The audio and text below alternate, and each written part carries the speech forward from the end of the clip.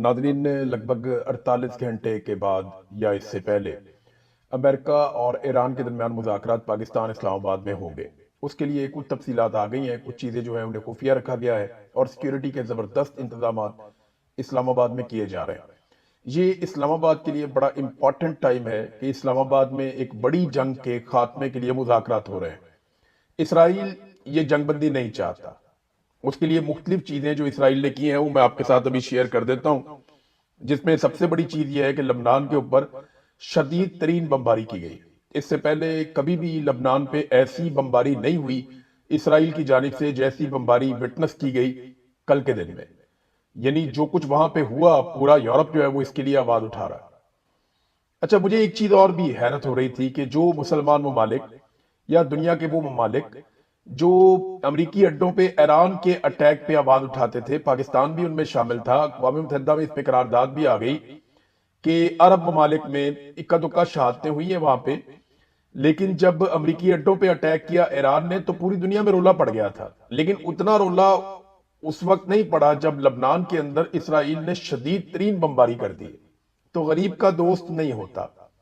मुझे ऐसा लगता है कि मौजूदा दौर में इन हालात में मईशत ही सबसे बड़ी चीज है। अरब ममालिक की मईशत बहुत तगड़ी है, उनके पास बहुत सारे पैसे हैं, बहुत सारे वसाइल हैं। तो वहां पे अमरीकी अड्डे के ऊपर भी ईरान अटैक करता था तो मजम्मत होती थी और उसके ऊपर जो है वो सब खड़े होते थे। बल्कि मीडिया को कहा जाता था कि आप भी इसके खिलाफ आवाज उठाएं। लेकिन लबनान के ऊपर इसराइल जिस तरह की बमबारी कर रहा है, उस लेवल की आवाज आवाज तो देखिए सब उठा रहे हैं, लेकिन उस लेवल की आवाज नहीं उठाई जा रही। हाँ, यूरोप ने बड़ा शानदार तरीके से इसको उठाया, इस मामले को। स्पेन ने इस पे बहुत आवाज उठाई है, फ्रांस ने, इटली ने, यूके ने इस पे आवाज उठाई है, ऑस्ट्रेलिया ने इस पे आवाज उठाई है और वो फौरी तौर पे इसराइल को मजबूर करना चाहते हैं कि जंगबंदी हो। स्पेन ने तो यहां तक खबर आई है उनकी जानिब से कि वो तेहरान में अपनी एम्बेसी खोलने का ऐलान कर रहे हैं ताकि मामला बेहतरी की तरफ जाए जंगबंदी के बाद।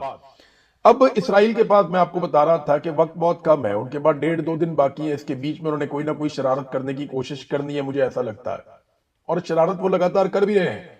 इसराइली वजीर आजम का एक स्टेटमेंट आप देख लें, उसके बाद फिर मैं आपको बताता हूं कि ये किस नौयत की शरारत है। ये एक इसराइली वेबसाइट है, इन्होंने खबर जारी की है कि गुज़िश्ता रात सिक्योरिटी काबीना के इजलास में इसराइली वजीर आजम नेतन्याहू ने कहा कि अमेरिका और ईरान के मुतालबात एक दूसरे से मेल नहीं खाते। हमें इंतजार करना होगा और देखना होगा कि नेतन्याहू ने मजीद क्या कहा। कि अमेरिका ने इस बात का अहद किया है कि ईरान की जो यूरेनियम है उसको या तो मुज़ाकरात के जरिए या फिर दोबारा शुरू होने वाली लड़ाई के जरिए खत्म किया जाएगा। तो इजलास में मौजूद हुकाम का कहना था कि जंगबंदी की मुद्दत खत्म होने के बाद इसराइल की जानिब से दोबारा फौजी कार्रवाई का कभी इम्कान है। अब ये नेतन्याहू है, उनकी एक सिक्योरिटी की मीटिंग है, उसके अंदर वो ये कह रहे हैं कि उन्हें उम्मीद नहीं है कि अमेरिका और ईरान के मुतालबात एक दूसरे से मेल खाएंगे या किसी नतीजे पे ये पहुंचेंगे। लेकिन अगर ये बैठ जाएंगे और कोई शरारत नहीं होगी तो मुझे उम्मीद है कम से कम जंग से तो दुनिया बच जाएगी, जो होना भी चाहिए। तो इस्लामाबाद पे सबकी नजरें, सब ये देख रहे हैं कि इस्लामाबाद से नतीजा क्या निकलता है। लेकिन लबनान के ऊपर इसराइल की बमबारी हालात खराब कर रही है। इस पे जो एक स्टेटमेंट है ईरानी सदर का, वो बहुत अहम है। ईरान के हाथ ट्रिगर पर रहेंगे। ट्रिगर कहते हैं बंदूक का जहां से फायर की जाती है, वो ट्रिगर कहते हैं उसको। तो ईरान के हाथ भी ट्रिगर पर रहेंगे। ईरानी सदर का इसराइल पर जंगबंदी मुआहदे की खिलाफ वर्जी का इल्जाम।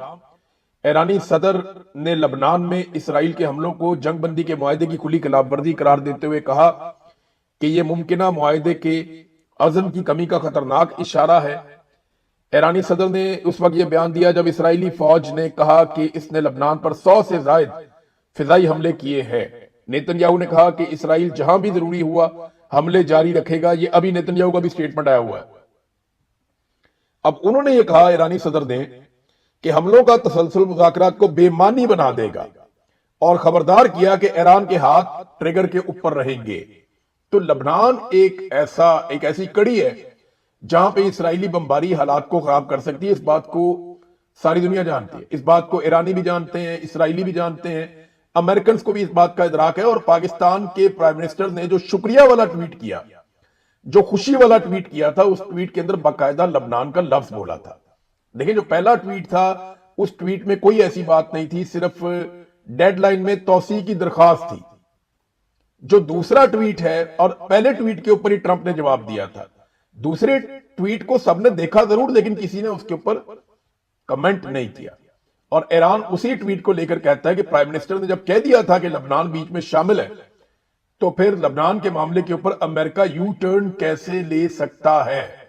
یہ ہے جناب سوال جس کا جواب ڈھونڈا جا رہا ہے۔ بہرحال نیتن یاہو کا اپنا ایک سٹیٹمنٹ ہے، اس میں کالیباف جو سپیکر ہیں جنہیں مذاکرات کے حوالے سے بہت امپورٹنٹ آدمی سمجھا جاتا ہے، انہوں نے بھی ایک سٹیٹمنٹ دیا۔ انہوں نے کہا کہ نمبر ایک، ایران کے اتحادی ہونے کے ناطے لبنان میں مزاحمتی بلاک کے تمام فریق جنگ بندی کا لازم و ملزوم حصہ ہے، یہ 10 نکاتی تجویز کا پہلا نقطہ انہوں نے کہا۔ وزیر اعظم شہباز شریف نے عوامی سطح پر اور واضح طور پر لبنان کے مسئلے پر زور دیا ہے، اب اس سے انکار کرنے یا پیچھے ہٹنے کی کوئی گنجائش نہیں ہے۔ نمبر 3، انہوں نے کہا کہ جنگ بندی کی خلاف ورزیوں کی واضح قیمت چکانی پڑے گی اور ان کا بھرپور جواب دیا جائے گا، اس آگ کو فوری طور پہ بجھائیں۔ جبکہ نیتن یاہو کہہ رہا ہے کہ ہم ہر جگہ پیچھے جائیں گے حزب اللہ کے اور پوری طاقت کے ساتھ اس کو کچلیں گے۔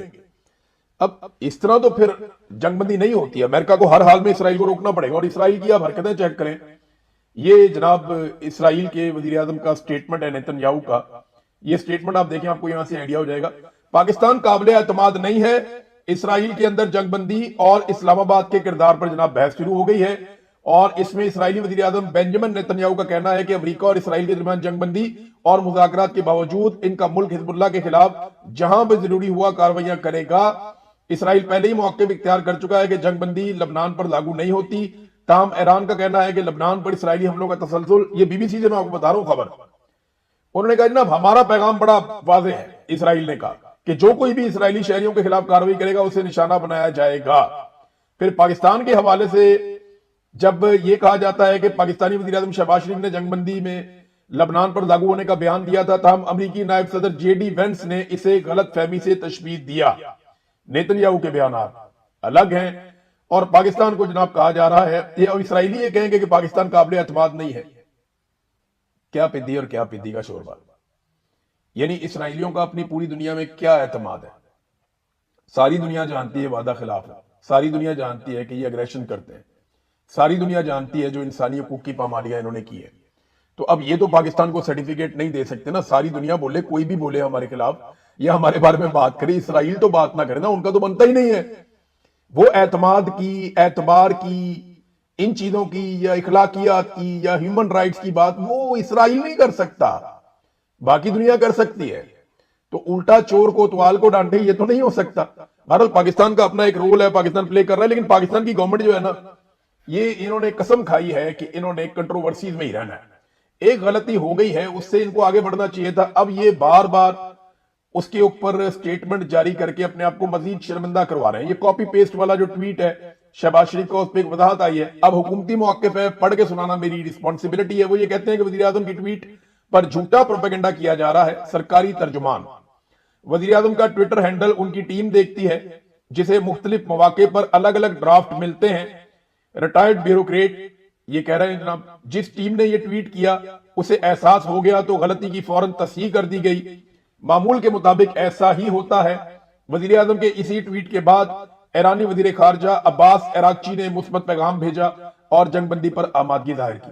وزیر اعظم اور فیلڈ مارشل کی کوششوں کی امریکہ، ایران، سعودی عرب، چین اور خلیجی ممالک نے بھی تعریف کی، بالکل کی ہے، سب نے تعریف کی ہے کہ پاکستان نے بڑی کوشش کی ہے امن کے لیے، اور پاکستان کے بعد دوسرا راستہ کوئی نہیں تھا، پاکستان پہ دباؤ بہت زیادہ تھا، لیکن پاکستان کی عوام کو بھی شاباش کہ انہوں نے بھی ساتھ میں اپنا دباؤ ڈال کر رکھا۔ بیرونی دباؤ کے مقابلے میں پاکستانی عوام نے اپنا دباؤ ڈال کر رکھا، جس کے نتیجے میں پاکستان کسی تنازع کا حصہ بننے کے بجائے اس کے حل کے لیے ایک مثبت سمت میں پاکستان آگے بڑھا، جو بڑی اچھی بات ہے۔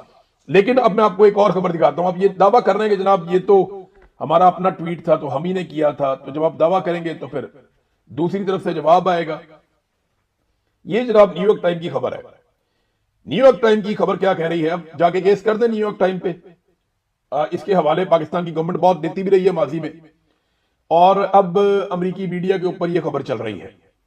خبر یہ ہے کہ وائٹ ہاؤس جانتا تھا پہلے سے ہی پاکستان کے وزیر اعظم کی جانب سے سیز فائر والے پوسٹ کے بارے میں، اس سے پہلے کہ اسے پوسٹ کیا جاتا۔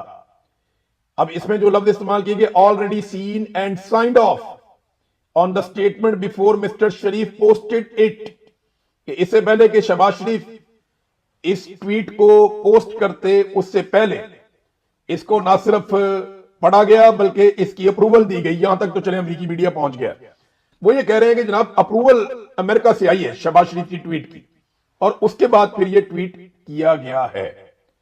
तो ये कोई बुरी बात नहीं है, आपस में मुल्क ऑफ द रिकॉर्ड बात करते रहते हैं, चीजें चलती रहती हैं, लेकिन बिला वजह किसी चीज को कॉपी पेस्ट कर देना बगैर पढ़े, ये नालायकी है। ये नहीं होनी चाहिए थी, स्पेशली प्राइम मिनिस्टर के अकाउंट से नहीं होनी चाहिए थी।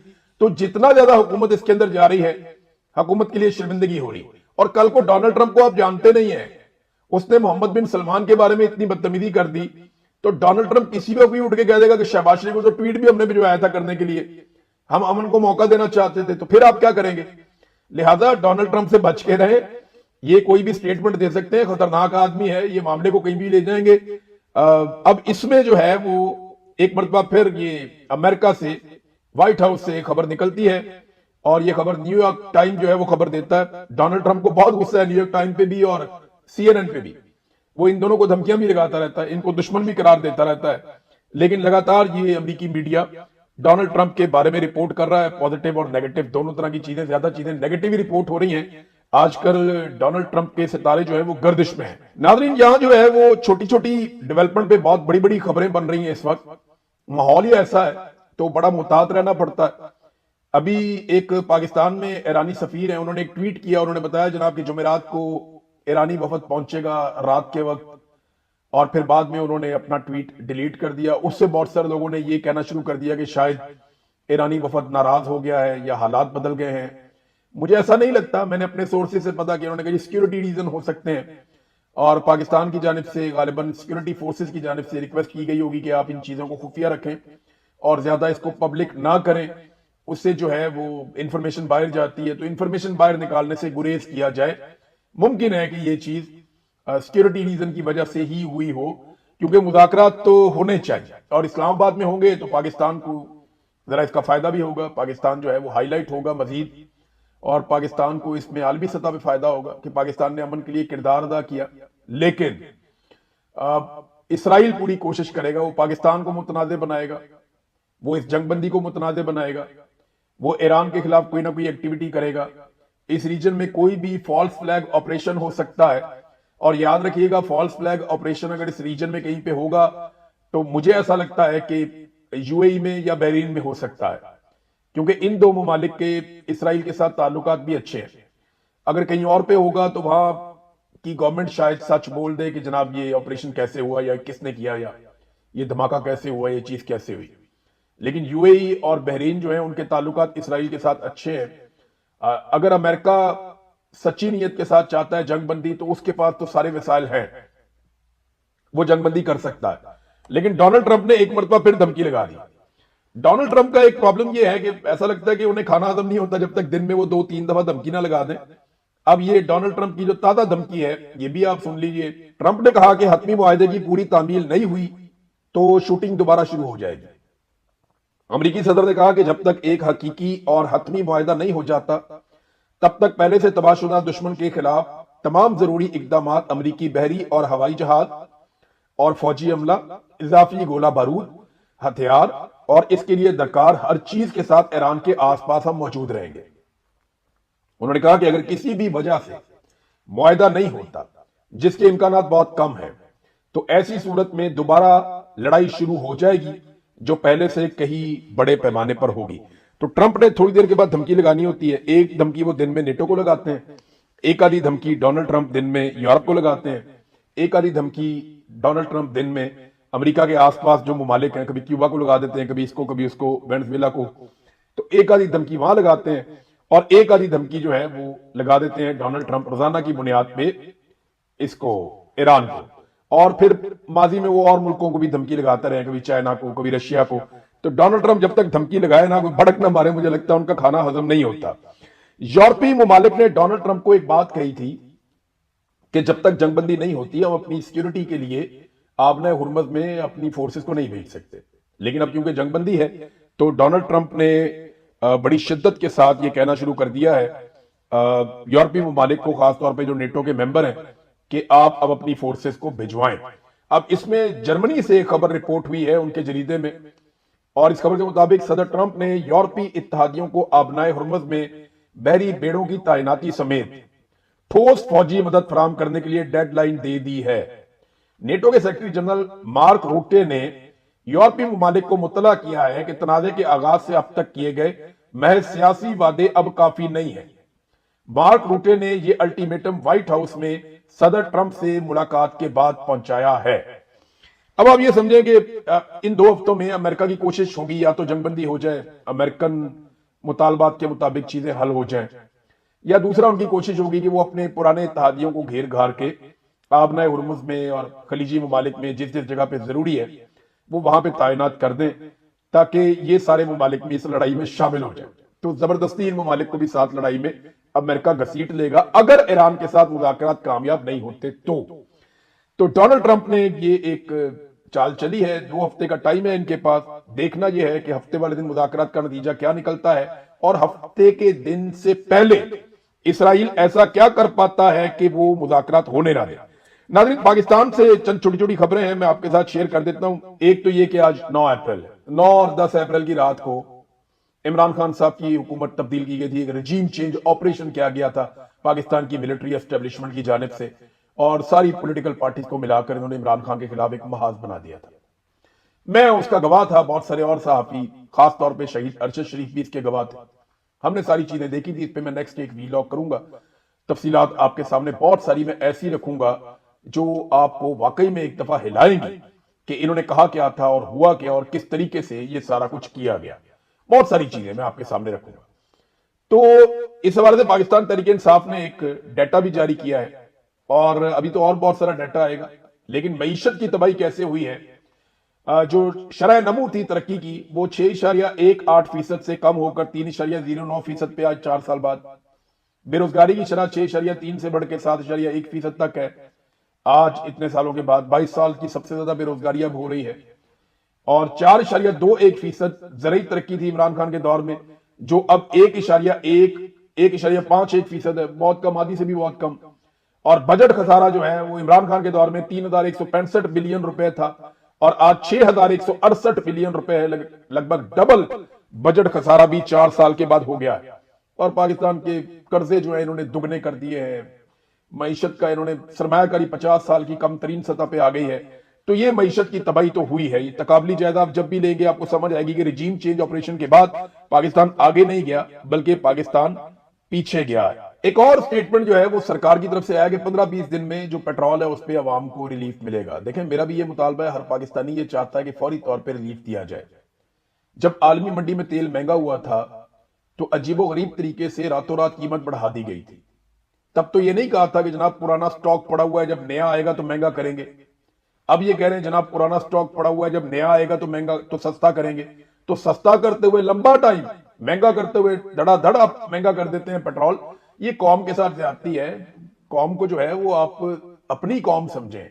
یہ لوٹ کا مال نہیں ہے کہ آپ آگے کسی ایسی جگہ پہ جس پہ آپ نے قبضہ کیا ہوا ہے۔ یہ لوٹ کا مال نہیں ہے، یہ پاکستان ہے، ہمارا ملک ہے، ایسی جگہ نہیں ہے جہاں پہ آپ نے قبضہ کیا ہوا اور آپ لوٹ مار کریں گے۔ تو قوم کو اپنی قوم سمجھیں، آپ انہیں ریلیف دیں۔ عالمی منڈی میں پیٹرول کی قیمتیں کم ہو رہی ہیں، عمران خان کے دور سے تو ابھی بھی بہت کم ہے، تو آپ کم سے کم اتنے کا تو پیٹرول بیچیں جتنے کا عمران خان بیچ رہا تھا۔ چلے اس سے سستا نہ کریں، لیکن عالمی منڈی میں اس سے سستا ہے تو آپ پاکستانی منڈی میں اتنے کا ہی بیچ دیں۔ لیکن یہ کہتے ہیں جی ابھی بھی 15-20 دن لگیں گے۔ میں امید کرتا ہوں کہ حکومت ہوش کے ناخن لے گی اور جلدی پیٹرول سستا کرے گی۔ اسد عمر صاحب نے ہوش کے ناخن لینے کے حوالے سے مجھے یاد ہے، انہوں نے ایک سٹیٹمنٹ دیا۔ یہ سٹیٹمنٹ میں آپ کو ضرور پڑھ کے سنانا چاہوں گا کیونکہ یہ امپورٹنٹ ہے۔ یہ سٹیٹمنٹ آپ سنیں، اس کے بعد میں ویلاگ ختم کروں گا۔ یہ آپ نے غور سے سننا اسد عمر کیا کہہ رہے ہیں، اور دیکھیں پاکستان کے آگے نکلنے کا راستہ بھی یہی ہے، اور کوئی راستہ نہیں ہے ہمارے پاس۔ انہوں نے کہا کہ وزیر اعظم شہباز شریف اور فیلڈ مارشل عاصم منیر کے نام کھلا خط۔ ایران جنگ میں جنگ بندی نے دنیا بھر میں ایک سکون کا احساس پیدا کیا ہے۔ ہم امید اور دعا کرتے ہیں کہ یہ جنگ بندی ایک پائیدار اور مستقل امن معاہدے میں تبدیل ہو جائے۔ اس جنگ بندی کو ممکن بنانے میں پاکستان کے کردار کو عالمی سطح پر سراہا گیا ہے۔ اس کو ممکن بنانے میں آپ کی قیادت قابل تعریف ہے۔ سب سے بڑھ کر یہ جنگ بندی اور اس پر دنیا بھر میں آنے والا انتہائی مثبت رد عمل بشمول عالمی مالیاتی اور اجناس کی منڈیوں کے، اس بات کو ظاہر کرتا ہے کہ امن اور استحکام کس قدر فوائد لے کر آتے ہیں۔ عالمی پذیرائی اور پاکستان کی بڑھتی ہوئی اہمیت ایک شاندار موقع ہے، ایسا موقع جس کا ہمیں بھرپور فائدہ اٹھانا چاہیے۔ اس کے لیے ریاست اور معاشرے کے تمام شعبوں میں مسلسل اور مربوط کوششوں کی ضرورت ہوگی تاکہ قومی تعمیر نو کا عمل شروع ہو جائے جو ہمیں سلامتی اور خوشحالی کی طرف لے جائے۔ ان تمام کوششوں میں سب سے اہم اور فوری ضرورت پاکستان کے اندر امن اور استحکام کو یقینی بنانا ہے۔ ہماری سیاست میں شدید تقسیم موجود ہے اور ریاست اور شہریوں کے درمیان اعتماد کا فقدان خطرناک حد تک بڑھ چکا ہے۔ اگر اس کا ازالہ نہ کیا گیا تو خدشہ ہے کہ یہ پیدا ہونے والا موقع عارضی ثابت ہوگا اور ہم ایک بار پھر اس پر افسوس کریں گے کہ کیا کچھ حاصل کیا جا سکتا تھا۔ بغیر کسی تاخیر کے ایک ایسا اقدام اٹھایا جانا چاہیے جس کے ذریعے ملک کو آگے بڑھنے کے لیے اتفاق رائے پیدا کیا جائے، جس پر تمام اہم فریقین اور سب سے بڑھ کر پاکستان کے عوام یقین رکھیں اور اس کی تائید کریں۔ وزیر اعظم کو اس اقدام کا اعلان کرنا چاہیے اور اس میں درج ذیل بنیادی نکات شامل ہونے چاہیے۔ پہلا، انہوں نے کہا کہ عمران خان اور دیگر تمام سیاسی قیدیوں کی رہائی، تمام سیاسی جماعتوں کے درمیان مکالمے کا آغاز تاکہ ایک نیا میثاق جمہوریت تیار کیا جا سکے، آئندہ انتخابات اور اصلاحات کے لیے ٹائم ٹیبل پر اتفاق جس میں الیکشن کمیشن کی از سر نو تشکیل اور اس عبوری مدت کے لیے تمام سیاسی جماعتوں کے لیے ضابطہ اخلاق شامل ہو جو اگلے انتخابات سے پہلے نافذ کیا جائے۔ اگلے انتخابات تک حکمرانی کے ڈھانچے پر اتفاق، مندرجہ بالا تمام اقدامات آئین کے دائرے میں رہتے ہوئے کیے جائیں، اس حقیقت کو تسلیم کرتے ہوئے کہ ملک میں حتمی اختیار پاکستان کے عوام کے پاس ہے۔ پاکستانی عوام چاہتے ہیں کہ قومی قیادت موقع کی نزاکت کو سمجھے، ذاتی حتیٰ کہ ادارہ جاتی مفادات سے بالاتر ہو کر ملک کو ترقی اور شمولیتی خوشحالی کے ایک نئے راستے پر ڈالے۔ مجھے یقین ہے کہ ہمارے وہ رہنما جو اس قومی تعمیر نو کے معاہدے کا حصہ بنیں گے، ان کا نام تاریخ میں ان مردوں اور عورتوں کے طور پر لکھے جائیں گے جنہوں نے ایک بار پھر پاکستان کو اس راستے پہ ڈال دیا جس کا خواب بانیان پاکستان نے قائد اعظم کی لیڈرشپ میں دیکھا تھا۔ اللہ آپ کو ایسے فیصلے کرنے کی توفیق دے جو پاکستان کے عوام کے بہترین مفاد میں ہو۔ خیر اندیش اسد عمر۔ یہ بہت امپورٹنٹ پیغام ہے، اگر اسے کوئی سمجھے تو پاکستان کا حل ہے اس میں۔ آپ آج پاکستان کے اندر سیاسی بدلہ بازی بند کریں، ساری پولیٹیکل پارٹیوں کو مار پڑ گئی، پیپلز پارٹی کو بہت مار پڑ گئی، پی ایم ایل این کو مار پڑ گئی، پی ٹی آئی کا بھڑکس نکال دیا۔ اگر کسی کو نہیں مار پڑی تو وہ اسٹیبلشمنٹ ہے جو سب کو باری باری مارتی ہے۔ میرے خیال میں ساری پولیٹیکل پارٹیز کو بیٹھ کے ایک حل نکالنا چاہیے، سب کو بیٹھ کر فیصلہ کرنا چاہیے اور اسٹیبلشمنٹ کو اپنی عزت کی خاطر واپس اپنی ڈومین میں جانا چاہیے، پاکستان کو آگے بڑھنے دینا چاہیے۔ آپ حل نکالیں، پاکستان میں بہت پوٹینشل ہے، پاکستان آگے چلا جائے گا۔ آج بھی یہ موقع ہے، اسد عمر نے جو بات کی ہے یہ بات غلط نہیں ہے۔